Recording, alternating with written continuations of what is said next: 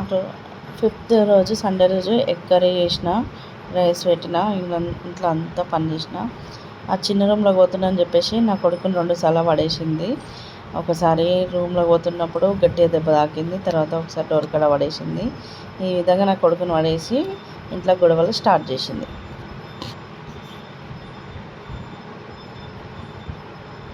ఇది సాయంత్రం మళ్ళీ రాత్రికి అన్నం పెట్టిన అందరికీ బియ్యం కడిగి.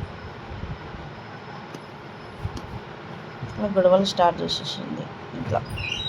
నేను ఇంట్లో ఉండి తింటున్నాను. ఒకసారి దారం పెట్టి డోర్ కాడ పడేసింది, ఓపెన్ పడేసింది. మళ్ళీ సాయంత్రం ఆ రోజు చిన్న రూమ్లోకి పోతుందని చెప్పేసి ఇట్లా తిప్పి పడేసి మళ్ళీ పడేయలేదని అబద్ధం చెప్తుంది. ఇట్లా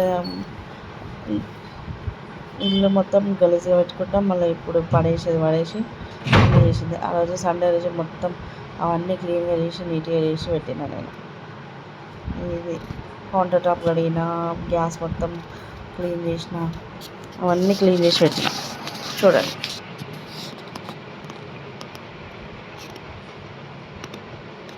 మళ్ళీ పడేయలేదని చెప్తుంది. గొడవలు స్టార్ట్ చేసింది ఇక.